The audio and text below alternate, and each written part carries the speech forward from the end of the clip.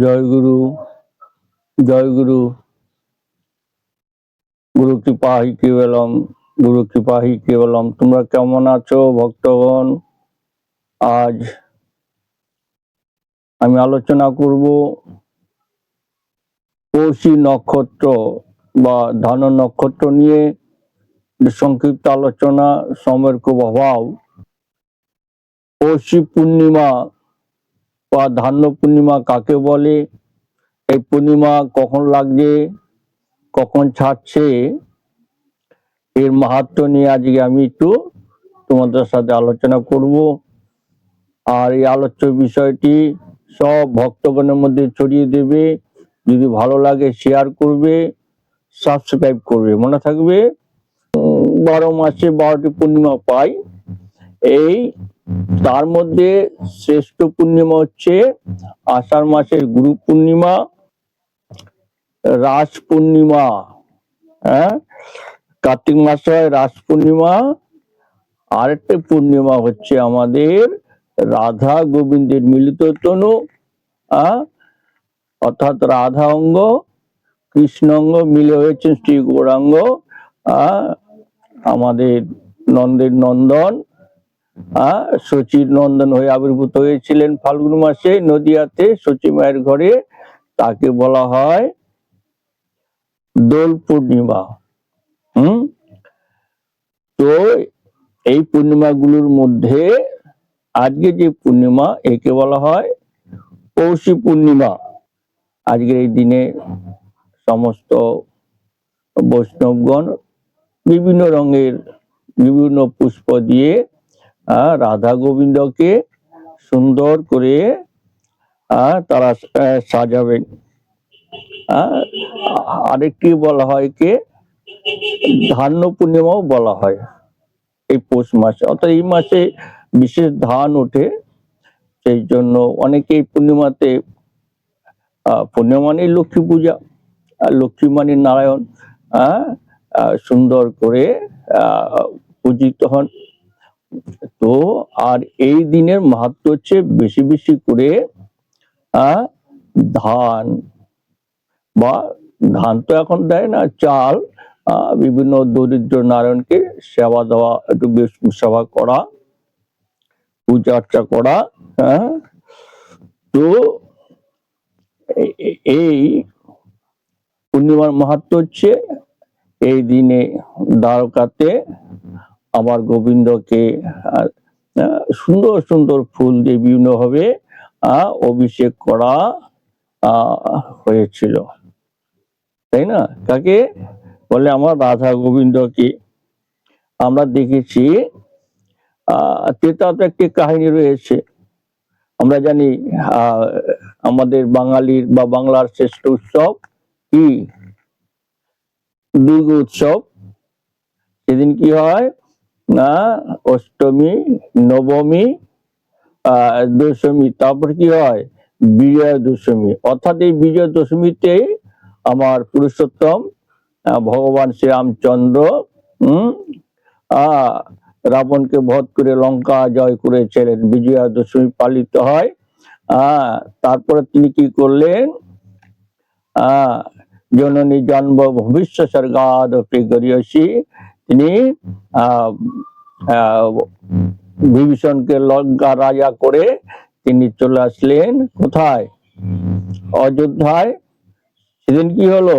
দীপাবলি। আমাদের বাংলা থেকে সে সময় কালী পুজো হয়।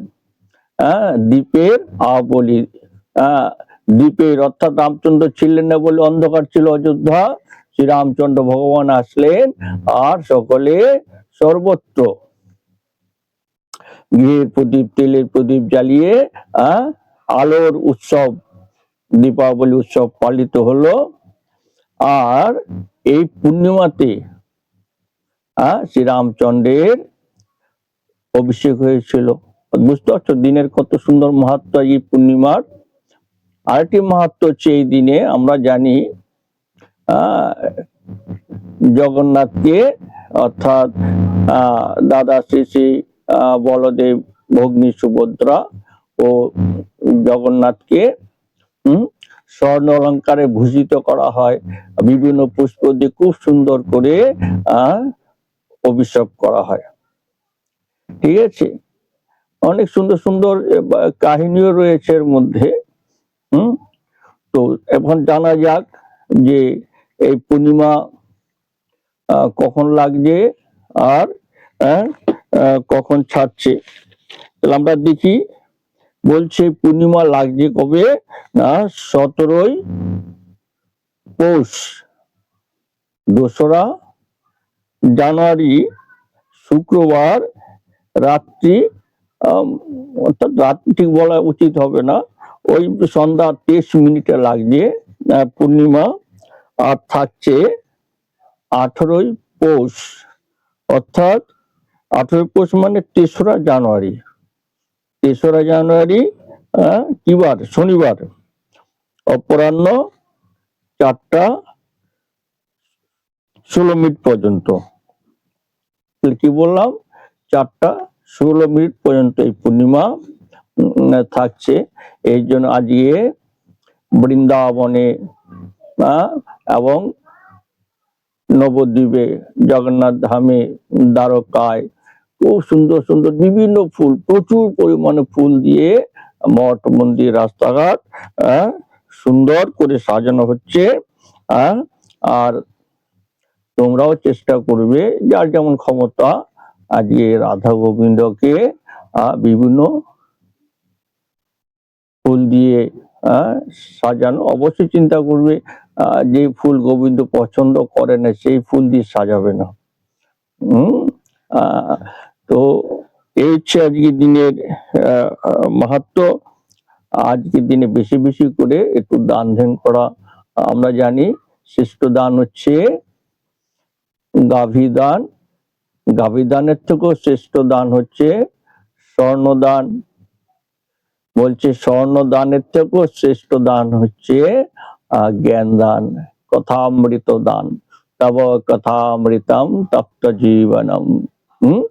অর্থাৎ সবচেয়ে শ্রেষ্ঠ হচ্ছে জ্ঞান দান, মনে থাকবে। আর তার থেকেও শ্রেষ্ঠ দান হচ্ছে অন্নদান। সেই জন্য আজকের দিনে অন্নদান তার খুব মাহাত্ম্য রয়েছে। আর অবশ্যই বেশি বেশি করে পূজা, একটু জপটা বেশি করে করতে হবে।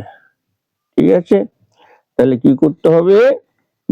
বলে দেখো আমরা দেখেছি কর্ণ কি করেছিলেন, কর্ণ খালি সোনা দানা হীরা মুক্তা তো সবকিছু দান করেছেন, কিন্তু তিনি কখনোই অন্ন দান কাউকে করেননি। যখন কর্ণের দেহত্যাগ হয়েছে, স্বর্গে গেছে, তো সবাইকে অন্ন দিচ্ছে, আর কর্ণকে কিন্তু অন্নদান করেনি। বলে কেন করেনি?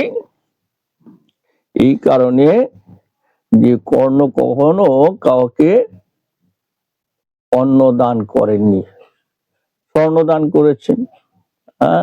তাই স্বর্ণই তাকে খেতে দেওয়া হয়েছিল।